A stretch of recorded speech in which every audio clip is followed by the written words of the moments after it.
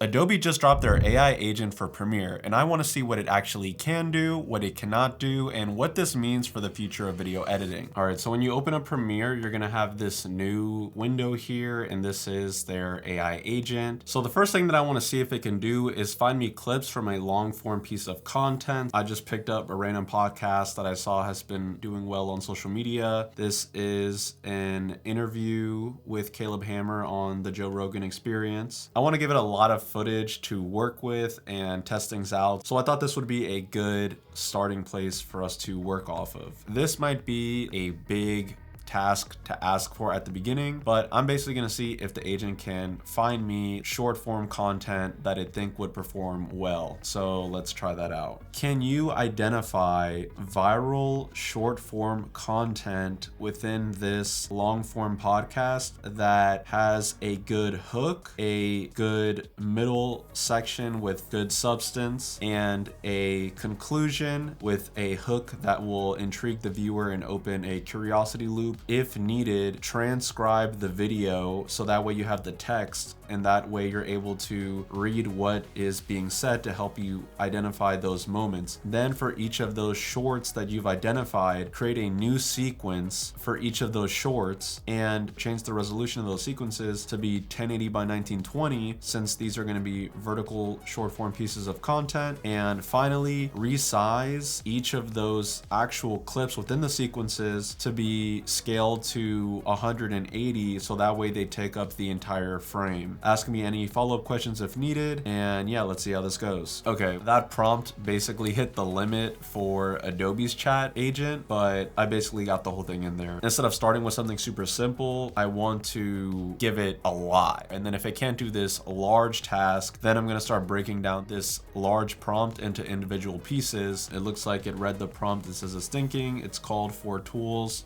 Oh, I can actually click that and it will show a drop down. So there's editing context, there's project items, sequence structure, and get transcript. It says no transcript yet. I'll queue one for the full podcast clip. It's 2.5 hours long, so this may take a while. And while that's working, one of the main reasons that I'm excited about Adobe creating an AI agent for Premiere is that while we have seen things like Autopod and Claude and different third-party tools, Adobe in theory should be able to make the most powerful AI agent because they are the first-party provider of the software. They have the deepest level of integration because Adobe makes Premiere. I guess one thing that I'm also thinking about is that I'm not too concerned about the quality of the shorts, because I feel like that's something where you do need to train a model to kind of have your philosophy on what types of content that you're trying to clip from a longer piece. I'm more just interested in the technical side for now, because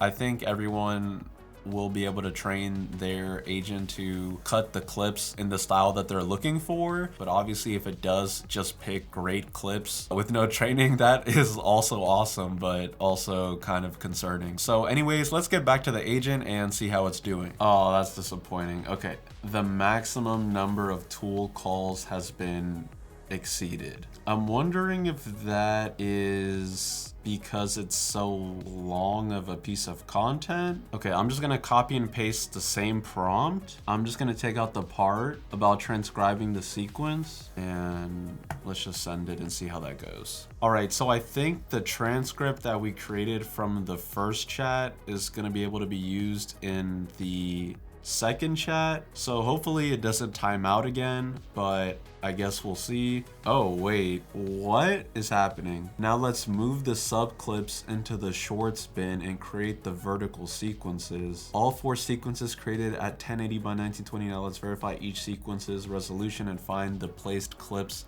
All 4 sequences are confirmed at 1080 by 1920. Now I need to check the motion effects scale parameter on each video's clip so I can set it to 180%. This is crazy. What is happening right now? Hold on. All confirmed scaled at 180. Okay, so it's also checking its own work, which is amazing. Each has a self-contained hook, substance, payoff, arc, transcribed and time-coded off word level accuracy, not the rough segment timestamps. It also gave them a title. It gave me the source time code, the length of the short, and the arc. Now, one thing I should have told it was try to make these like 60 seconds or less, because I'm already seeing like one of these is 2 minutes, almost 2 minutes long. This one's about 1:10, and this one's really long. This is like 3 minutes and 40 seconds. Yeah, this is crazy. And the other thing is, before I even look at these, there might be some people that say, I could have done that work faster than the agent. But the thing is, you can just tell it to do that and then go take a shower or like go eat breakfast and just have that part done for you. Or while the agent's working, you can be working on something else, or you can open up another chat and start doing something else. All right, so what was built? Short's been created in the project, holding 4 new sub-clips. Each clip's motion scale set to 180, verified via effect params on all 4, filling the vertical frame, confirmed visually via a rendered frame.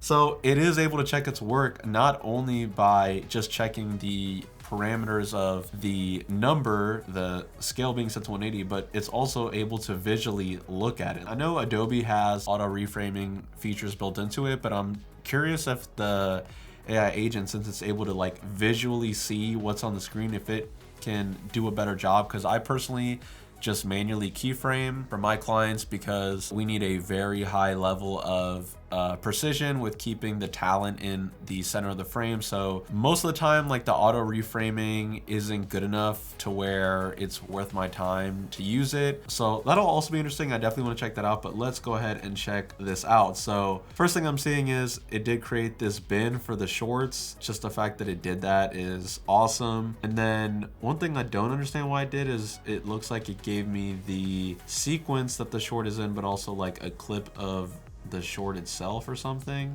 All right, let's just play this. Look at it, like, what, 24 billion's missing for the homeless? How much money went to that rail?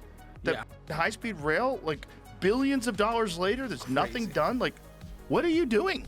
Which is insane because America, the leader of the world, should have incredible high-speed rail. Yeah. I want it. I want to go to Dallas, Houston in a couple hours on a high-speed rail. Maybe Texas could do it, but just give California anything and they'll find a way to mess it up and lose all the money. Well, this is like, the rail one is crazy because like nothing's, but how much have they spent on the high-speed rail so far? It's something bonkers. All right, now this would be interesting. Let's see if that short that I just watched in Premiere was turned into an actual clip on either Joe Rogan or Caleb Hammer's channel, and let's see if the agent was able to actually identify a good piece of content.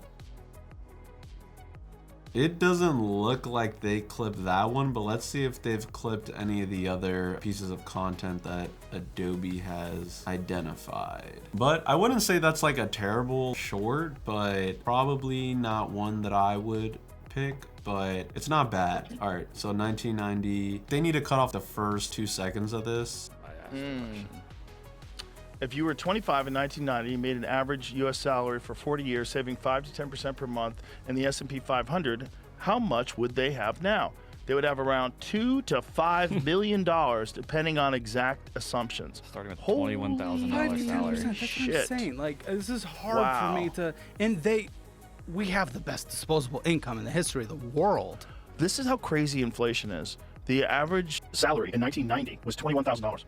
Isn't that nuts? Imagine someone told you you had to live off $21,000 today. You'd be like, oh, fuck. And yeah, even still, they can retire multimillionaires. Even still, even with that. It's beautiful. That is nuts if you know how to do it. But how would someone start doing something like that? Honestly, low-cost index funds. I'm sure you got a money guy, but for the average American, there's these target date retirement funds. So Fidelity or whatever you want to use. I think this one was turned into a short on their channel. This is how crazy inflation is. The average salary in 1990 was $21,000. And yeah, even still, they could retire multimillionaires. How would someone start doing something like that? There's these target date retirement funds. This one was actually turned into a short. It didn't start at the exact moment that they started it at, but just the fact that it identified out of this entire 2-hour transcript, it identified a good moment that was actually put into the official channel's shorts catalog. That's pretty impressive. All right, let's look at the third one. It kind of agreed with Kevin O'Leary when it said, oh, young people are broke because they spent $28 going out to eat. Well, it's not that specifically only, but it's the death of of 1,000 cuts. And yes, just $28 3 times a week becomes an actual halfway decent retirement fund if you put it in the S&P 500 for a few times a week. That does put off future goals that you have in the internet. Let's see if that one also was turned into a short. All right, that one wasn't. All right, let's look at the last one. It's crazy. What is pull up the Santos case, find out what's happening. I'm fast. To be honest with you, it's I guess it's yesterday. He has contacted by NPR and He's contacted by NPR? was like, it's news to me.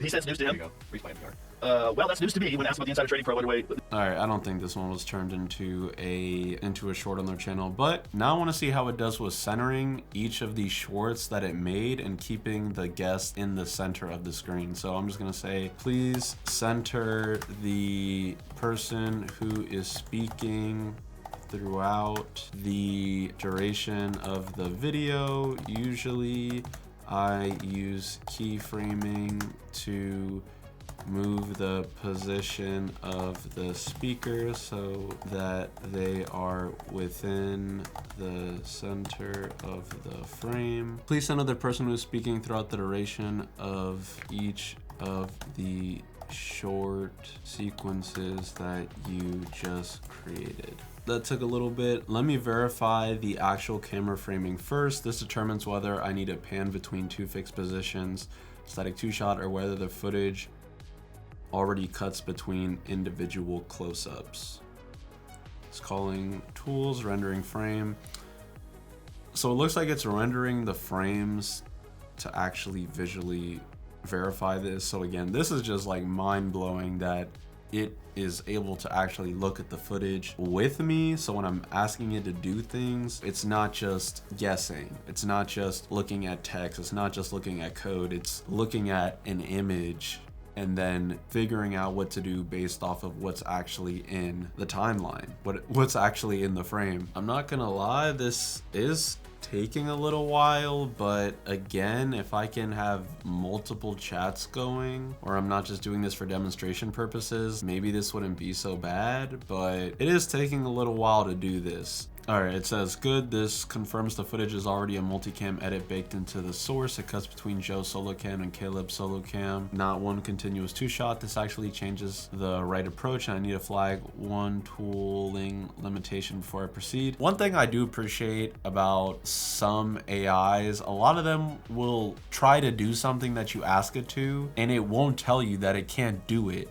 And then after it fails like 100 times, you're like, can you just not do this? And it's like, yeah, I just can't do this. I actually appreciate that however they design this agent, that if it's true that the agent can't do it, that it's gonna tell me like, hey, I can't do this specific thing. But this looks good because it looks like I found another way to do it. So it says, how will get you the same result? Since the picture already cuts between the two cameras, I'll split each short at those existing cut points into separate clips, then apply a fixed calibrated centering position to each piece individually. Joe's offset on his shots, Caleb's offset on his. Visually, this produces the same speaker always centered result as keyframing would, just implemented as per cut positioning rather than in clip animation. If I do need to jump in and make changes, it's going to be a lot more difficult for me to do it than it would have been if it had done it the way that I had asked it. But if it just works, or if it's like a 90% solution, then I think that's fine. But again, we'll have to see. All right, so short 1 and short 2 are turning out to be dominated by one camera with only a couple of cuts, much simpler than a rapid fire back and forth. Let me refine those boundaries and map out short 3 and short 4. I think the main thing that I'm seeing here though that is interesting is that this really does lower the barrier for people that might not have the technical skills of doing these things in Premiere, and then also letting you work on other things while this is running. I really want to see how this centering turns out, because even if it does give me like an 80 or 90% solution, you know, for a lot of people, for a lot of clients, they don't need the most perfect polished short. They just need something that looks good enough, and they just want to be able to have that ready and post it.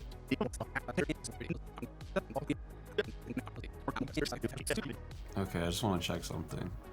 Okay, yeah, it can have them centered. I don't know why it doesn't. All right, so I feel like this one was a fail. The last thing I just want to see for now is color grading the footage. So I'm just gonna say apply a dramatic color grade to short 1, makes the image pop more without being too like saturated, ask any follow-up questions if needed. And let's just see what it does here. Oh, wow. Okay, so it can ask me a question. All right, what kind of dramatic look do you want for short ones color grade? Cinematic, teal and orange, high contrasty, punchy, and neutral, warm and rich, moody, cinematic. I'll go high contrast, punchy, and neutral. I really like that it asked me that follow-up question. I didn't know it had that multiple choice selection type of thing. Like, that's the first time I've seen that. That is nice. I'm not sure if it asked me that specifically because I said ask me any follow-up questions if needed, or if it would have done that anyways, but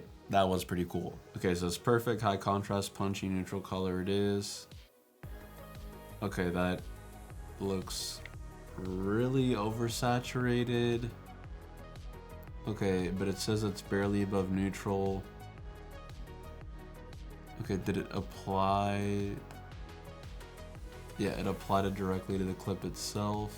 It says 105, barely above neutral, but then it went plus 20 on vibrance. And it looks like the values they gave me here are accurate because it said 35 on sharpen, 20 on vibrance, 105 on saturation. I'm not gonna sit here and color grade it, but it applied lumetri color to all these clips, added contrast, adjusted highlight, shadows, whites, blacks, sharpen, vibrance, saturation, and it even added a vignette. That's pretty cool that it can do that. You can basically ask it to give your film or the project you're working on like a particular look just by describing it, and then you can just go from there. I mean, overall, I'm pretty impressed. I definitely want to play around with this a lot more and see what else I can do with it as I work on more and more projects throughout the next couple of weeks. But definitely let me know what you guys think about this agent. I think this is super cool. I'm excited to see you know, where we go from here, because we're able to do color grading, creating a transcription, organizing footage into bins, creating sequences, resizing content, centering content kind of failed, but it did move the position, cutting clips, color grading, adjusting the scale of footage to fill a frame, identifying shorts and clips for repurposing longer form content. We were able to do a lot here, and I feel like we've just barely scratched the surface of really using this tool. So if there's anything else you guys want me to check out or see, definitely let me know. But yeah, thank you guys for watching, and I will see you guys in the next one.